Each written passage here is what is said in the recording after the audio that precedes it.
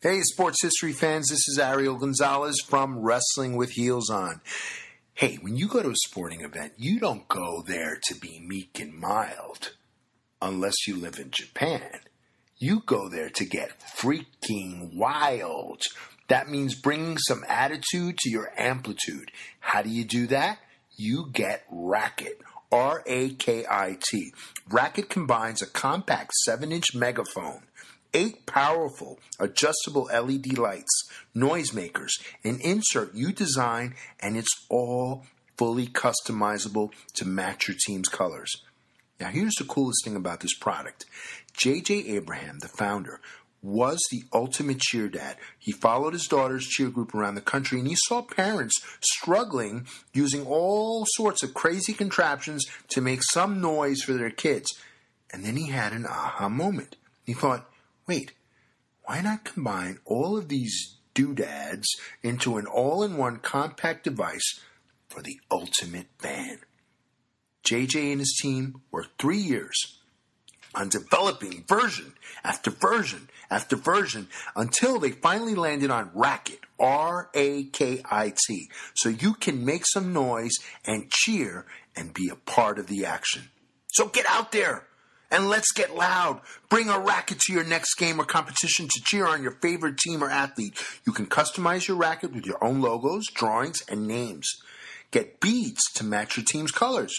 Flashing lights add to the excitement. Are you ready to make a racket? Be part of the game.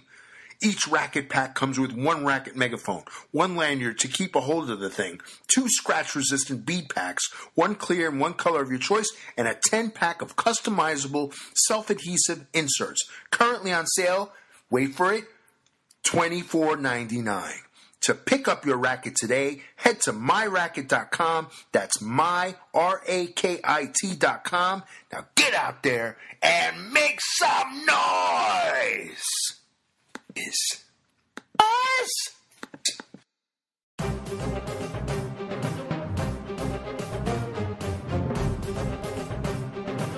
This podcast is part of the Sports History Network, your headquarters for the yesteryear of your favorite sport. You can learn more at sportshistorynetwork.com.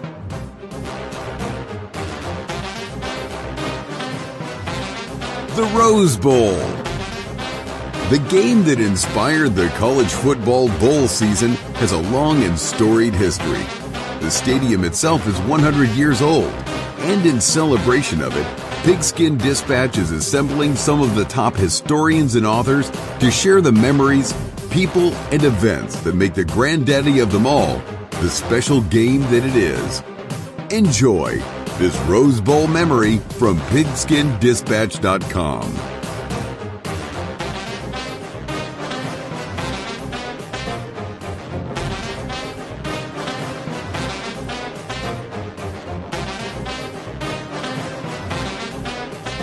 Hello, my football friends. This is Darren Hayes of PigskinDispatch.com. Welcome once again to the Pig Pen, your portal to positive football history. And it is portal to Rose Bowl history this month as we are celebrating 100 years of the Rose Bowl Stadium, 1923 to 2023, 100 years of the stadium. A lot more games than that have been played. As a matter of fact, this will be the 109th Rose Bowl being played here in 2023. And we're trying to cover each and every Rose Bowl game. And we have a lot of historians and experts coming on and just telling us and sharing this great memories of Rose Bowl history. And tonight we have another great one. Historian Tom Branham has come to join us. Tom, welcome to the Pig Pen. It's a pleasure to be here, Darren. It really is. How you doing tonight? Doing just great, Tom. Maybe you could share with the listeners just a little bit about your football fandom, you know, how you became a college football fan. And you told me before that the Rose Bowl is one of your favorite games to watch. Oh, yeah. It was always one of the fondest memories of New Year's Day. I always remembered my mama used to love watching the Tournament of Roses parade. And I would always try to sneak into another room. I'd start watching the Cotton Bowl, but it always came out to, there's just something different about 5:00, 5:30 every New Year's Day or January 2nd, if it was on a Sunday. Right. Just seeing the San Gabriel Mountains, just seeing one of the greatest games of all time. Usually special things did happen. 9 times out of 10, they did. They most certainly did. They saved it for the later part of the day to have some of these great football activities on that New Year's Day, haven't they? You better believe they did. You signed up to talk about a very interesting Rose Bowl game, and I'm going to let you introduce the game and tell us a little bit about it and who the participants were in that. All right, it was the 1993 Rose Bowl on January 1st, 1993. It was the rematch of the 1992 Rose Bowl where Washington beat the absolute snot out of Michigan to win a share of the national title. This game, however, was a little different. Michigan was ranked number 7 going in. Washington was ranked number 9. Now, coming in, Michigan had probably one of the most unique unbeaten seasons I'd ever seen going into that 8-0-3. Isn't that something? Yeah, 3 ties in a college season. That's amazing. And they were unbeaten too. I mean, that's crazy. However, as much as I'd love to say things were all hunky dory up on Montlake for Washington, I would be lying if I said they were going into that, because they weren't. The LA Times decided to publish a piece about some players taking loans and whatnot. Well, and that seemed to kind of ruin their focus, because they go out after beating the team they shared the Pac-10 with, Stanford. After they beat them, Arizona ended their long winning streak. So when they came into the Rose Bowl, they were reeling. They had lost 2 out of 3, and they got embarrassed by Washington State in the Apple Cup going into that, which that should have been an omen right there. But I guess you never know. You would hope it wouldn't have been, but I guess it was an omen. The bad things that would happen in this day. Although I can't really say this was a bad game. Personally, I hated the final score, but as the football fan that I am, it was one of the greatest I've ever seen, by far. Yeah, it's had a lot of excitement to it, especially for lovers of offense, because there was plenty of that and plenty of scoring. And who were some of the stars of these teams coming in that Michigan counted on and Washington counted on? Oh, geez. This one, Tyrone Wheatley. I mean, he had taken over the starting job from Ricky Powers. The guy was phenomenal. I mean, he was a big back with breakaway speed, and good grief did he kill the Huskies. Good grief. What, 235 yards and 3 long touchdowns on 15 carries? Can you imagine if he'd gotten at least 5 or 10 more carries? He'd have had over 300 yards that day. Easy. Yeah, he was definitely a big power back, but like you say, once he saw some daylight, he was running like he stole the ball. It's he was a good back. You better believe he was. I mean, and he ran, and it was a grass field, and he ran great on grass, which seems weird, but yeah, some people run better on different surfaces. Yeah, that's true. That's true. There's a lot of times those bigger guys will run a little bit better on the natural turf than they will. Of course, back then it wasn't even really too much field turf coming in at that point in time in the 90s. They was just starting to come around a lot more. It was like the AstroTurf carpet. It was the artificial turf.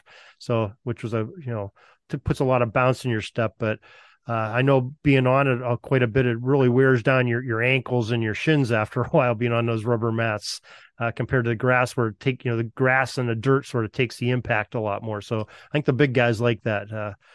It probably helps them out a little bit. Yeah, it was. Yeah, I bet it did. I mean, it just those artificial surfaces are no joke. Yeah, or no joke back then, especially. That's for sure. So who did Washington have going for them? Who was their stars that they counted on when they were playing the season? Let's see. They had, the quarterback spot was a revolving door between Billy Joe Hobart and Mark Brunell, but Hobart was suspended for the game because of what I had talked about earlier. So Brunell came in, and he absolutely lit it up. I mean, if Michigan hadn't won this game, Brunell probably would have won MVP. He'd have been the first 2-time MVP in Rose Bowl history, I do believe. Yeah, so they went to the bullpen and brought out the lefty. Oh my gosh, he played good, although one of his touchdown passes in that game when they were down 17-7 probably should have been intercepted. if Corwin Brown jumps maybe a second, times his jump a little better, he intercepts a 64-yard touchdown for Jason Shelley when they were down 17-7. So, and when I saw him do that, when I look back at it now, I was like, shades of Brett Favre. Because that was the kind of pass Brett Favre would have thrown. Yeah. Yeah. Well, Brunell, it was known for, I mean, even when he was a professional down in Jacksonville, he was a gunslinger. He liked to sling the ball around and took some chances. And that's what some of the good ones do, like you mentioned, Favre and, Yeah. Brunell was one in that same mold. Oh, yeah. That was just so, I mean, that pass was like, whoa, did he really just do that? When I saw that was crazy. So that's the play you're talking about right there. That got them back in the game. They were down 17-7. That brings them back to 17-14 with that play. And then they come back later in the half and they take a touchdown from Brunell to Mark Bruner, 21-17 halftime lead. Nice. Okay. But second half, Tyrone Wheatley strikes again. That's sort of Michigan's MO though, especially in those 80s and 90s and even the 70s. They wanted to pound you down and wear down that defensive line and just keep throwing those big backs and big bodies on their offensive line at you. And after a while, it takes its toll. I think that plays right into the kind of game that they wanted to play. Well, yeah, and they had an advantage because the Huskies had a speed-based defensive front, which you're playing against a big power front like Michigan, you better get past those guys quicker. They're going to wear you down the entire game, and that's exactly what happened. Those big uglies wore the Huskies out. That's exactly what happened. Yeah, so many games are won and lost in the trenches, and if you got the big brutes up front, you're usually gonna you can stand the test of the early game and stay in it. The chances are pretty good for you near the end. Yeah, and what you said about games being won and lost in trenches in today's modern high passing game, yeah, it still matters today. Absolutely, still matters. Not going to say it doesn't because it really does. Yeah, it's a trendy thing. I think we're starting to see a resurgence, especially in the professional level, of going back more to the run. It's not as pass happy as it was maybe 4 or 5 years ago. I think there's a lot of teams that are becoming more balanced at their offense, which is kind of refreshing. I like the running game. Yeah, hey, you pass to sell tickets, you run to win. Yeah, that's true. Very true. Very true. Okay, so we got a close ball game. It's around halftime, right? And you said Wheatley starts coming on in the second half. And what's Washington trying to do to either score or keep up with Michigan or try to slow down Wheatley? Well, they couldn't really slow him down on that. It was the first play of the second half, 88-yard touchdown from Wheatley. Wow, that's a dagger. There's no slowing that down. And yet the Huskies didn't give up either. They just kept fighting the entire game. I mean, they played pretty hard. I mean, that's why it was one of my favorite games. That's why this one's one of my favorites because it was just back and forth. Yeah, when Michigan got up 17-7, Huskies fought back. And wouldn't you know it, it ended up being a dogfight all the way to the end. And that's why, the Husky fan in me hated it, but the college football fan in me loves it because it was a good game. Yeah, that's true. When you get in a game, it hurts a little bit more, right? Oh, gosh, there's nothing more embarrassing than seeing your team blown out. And Michigan in 1981 Rose Bowl against the Huskies did just that. They blew them out. I know 23-6 doesn't sound like a big blowout, but yeah, it was a blowout, believe it or not. Yeah, it feels a lot better when you have when it's a one-score game and you have the ball near the end of the game and your team at least has a chance to tie it or take the lead or keep in the game. That makes it a lot more interesting. But when it's a multi-score with the 2-minute warning hits and you have no chance, it's more deflating, kind of a sour taste in your mouth, doesn't it? Yeah, and it's funny you mentioned that because at the end. With about a little over a minute left in the fourth quarter, the Huskies of Washington picked up a blocked punt. So they had 1st and 10 at the Michigan 46 with a little over a minute left. So they had one final shot. but thanks to some horrendous play calling on those 4 plays, they lost. They Well, didn't have a chance. well, tell us a little bit about that series. What kind of plays were they running?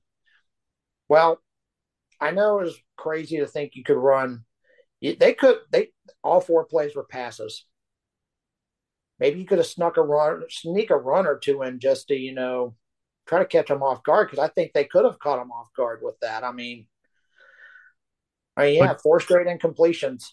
do you know? Did they have timeouts left in their pocket? No, Okay, so no, that's they probably didn't why have. they didn't run. Then they were probably worried about the clock running. Well, but at the same time, the clock stops on first down, so that's what thinking is you can get up to the line quick and spike it if you get a first down. That's true, but you run a play, I think it's anywhere from 7 to 8 seconds. Even the best teams trying to get lined up and getting a snap off, and once the Very umpire true. sets the ball, so it's all real precious time when you're down at score, and you want to do it until you score, Yeah. and then there's too much time left on the clock. Just ask the Buffalo Bills last year in the playoffs, those Oh, 13 geez. seconds. I know what you mean, but I was just saying, I thought maybe they could have tried to sneak at least one run in just to keep them honest, at least. Maybe Yeah, try at least one. Maybe catch them sleeping. yeah. Not that it would have mattered. Michigan held Napoleon Coffin to 41 yards that day on 20 carries. So Michigan did the job on them. Yeah, they're usually pretty stout against the run, that's for sure. Huh, Oh very yeah. interesting. So Washington just turned it over on downs there with less than a minute left. So how Yep. and then Game over. victory Game over. formation for Yep. Michigan, and Victory formation. the clock hits zeros, and it's off to the dances, right? Something like that, man. Who would have known that would have been the last game of the great era known as the Don James era? Yeah, boy, he had some really tremendous games with Washington, and Yeah. coaching them brought him multiple Rose Bowls. This is what his third in a row was this one. Yeah. They would have become the first. I think they would have become the first team to win. I think they would have become the first team to win 3 in a row. Maybe, I don't know. Maybe I could be wrong on that, but Yeah, Southern Cal is maybe the only other I one that had think, a yeah. chance at it, but I don't think that they did. Yeah, Southern Cal had a nice run like that a few years before Washington did. 87, 88, 89 seasons going to the Rose Bowl. Yeah, yeah. I don't see where they did it though. Stanford Yeah. won a couple in a row. UCLA won a couple in a row. Southern Cal did, and Washington. So Yeah, very interesting. I think USC, let's see. Yeah, USC actually did it from the 2006, 2008 season. So it's been done now. So Yeah, right. Okay, yeah. So since then it's been done, but not prior to that. They would have been the first yeah, ones. they would have been Huh. the first to do it. And Mark Brunell, if Washington would have won, Brunell would have been the first 2-time MVP, I do believe. Well, no, there was a couple two-time MVPs in it earlier than that. Oh, Yeah, trying to think of who it was. We just talked about the other day, but it's happened a couple times where somebody's I been didn't see. I didn't know that. See, I yeah. just learned Well, something. maybe not though, because maybe they were a co MVP one game. I know the one gentleman he was a co MVP like his sophomore year, and his junior year he ended up being the most outstanding player by himself. So maybe that's what it is. Maybe the only MVP of the game could have been Burnell if he would have done that. But Yeah, he was. Yeah, he came to play that day. Don't think he didn't. He did. Oh, he certainly came to play that day. And it was crazy that 5 minutes left in the game, Michigan scores the go-ahead touchdown. The player I was thinking of was Charles White of USC in the Oh, 1979 Charles White. 1980. Yeah, Charles White was MVP, but he was co-MVP in the 1979 Rose Bowl, along with Rick Leach, of a quarterback of Michigan. Yeah, And yeah. then I remember that. and then they played Ohio State the next year. He was all by himself and I think there might have I been think somebody before that too. he set the record in that game against Ohio State. I think what, 247 yards rushing. It was up there. I can't remember Yeah, I exactly what the believe it was the numbers were. record. Yeah, Yeah. and just think, if Tyrone Wheatley had maybe 5 or 10 more carries in this game, he would have probably had over 300 yards. The Huskies just couldn't stop him. That's the bottom line. That's Michigan killed him on the ground in this game. But, And who would but have ever thought that'd be the only Rose Bowl Gary Mueller would have won at Michigan. Who would have ever thought that? Right. Yeah. But you know, there was another player. There was a Washington player that had 2 MVPs in a row in Rose Bowls. Bob Schlorett, Yeah, 1960, oh, 1961. that's right. That's But right. but again, Schlorett had he was co-MVP. George Fleming, the running back of Washington, Yeah. shared it with him in 1960, and in 61 he was by himself as when they beat Minnesota. So, yeah, very very interesting. So, so Tyrone Wheatley ended up getting the MVP of this game.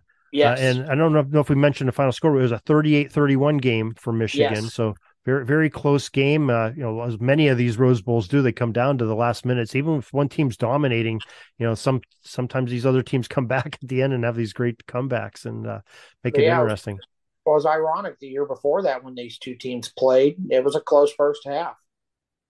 But Michigan forgot to show up in the second half because the Huskies, Washington killed them in the second half of that game. Yeah. So it was definitely a different game. Very interesting.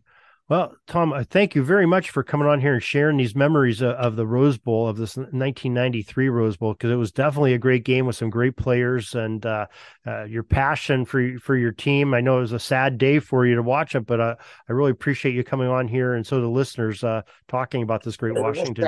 It was a sad day for me as a 10-year-old kid when that game happened. That's when it hurts worse, really. You know, you're a 10-year-old kid, yes. Your whole world's falling down when you're 10 years old and your team loses. I know. Yeah. I can appreciate it now that I'm a little bit older. So yeah, it's just one of the best games, and it's one of those games that many fail to mention as one of the greatest Rose Bowls of all time. I think it's definitely up there. It's sad because it's probably one of the greatest ones I've ever witnessed. Yeah, it's definitely up there. I don't know if it's at the point of being the Texas USC game or some of those early 70s ones. Yeah, there were some pretty good games that came down to the last second. Yeah. But hey, but when you have a team that's, you know, down near the red zone with a minute left and down by 7, you know, that makes a pretty good game, pretty exciting when you have 70 points scored in a game too. That's pretty great. Yeah, absolutely. Wow, that was a great one. So thanks a lot for joining us, and really appreciate you, and hope to have you on again real soon. Absolutely, it was a pleasure to be on here tonight. I appreciate it. Peeking up at the clock, the time's running down. We're going to go into victory formation, take a knee, and let this baby run out. Thanks for joining us. We'll see you back tomorrow for the next podcast. We invite you to check out our website, PigskinDispatch.com, not only to see the daily football history, but to experience positive football with our many articles on the good people of the game, as well as our own football comic strip, Cleat Marks Comics. PigskinDispatch.com is also on social media outlets, Facebook, Twitter, Instagram, and don't forget the Pigskin Dispatch YouTube channel to get all of your positive football news and history. Special thanks to the talents of Mike and Gene Monroe, as well as Jason Neff for letting us use their music during our podcast. This podcast is part of the Sports History Network, your headquarters for the yesteryear of your favorite sport. You can learn more at sportshistorynetwork.com. Hey there, sports history fan. This is Arnie Chapman, a.k.a. the Football History Dude, and I hope that you enjoyed this recent episode presented by the Sports History Network and were able to learn some good old-fashioned sports history knowledge nuggets. I started the Sports History Network back in 2020 with the mission to help podcasters find a community of like-minded sports history nerds, as well as helping aspiring podcasters to start their own shows. We have a little bit over 30 shows on the network right now covering all sorts of sports history, but as far as I'm concerned, we're just at the toothpick in the ocean moment, you know, that can't even figure it out because there's so much more coming. We wanted to create the ultimate headquarters for sports yesteryear, starting with Podcast Network and our website, but we're going to continue to move into other mediums as well. And here's the cool part, because we want you to be part of our team. So if you're interested in starting your own podcast, or maybe being a guest on one of our shows, or who knows, maybe even writing an article for us over on the website. Seriously, all you gotta do is reach out to us on the contact page over at sportshistorynetwork.com. You can be as technologically savvy as a Neanderthal tapping on a stone trying to figure out this whole hieroglyphics thing back in the day. Again, it doesn't matter, because even if you don't understand the whole podcast space, we have a production team that can pretty much help you out with doing everything. All you got to do, head over to sportshistorynetwork.com, head to the contact page, fill it out. That message goes right to me, and I'll reach out to you as soon as I can. But for now, dude, I'm through if you're through.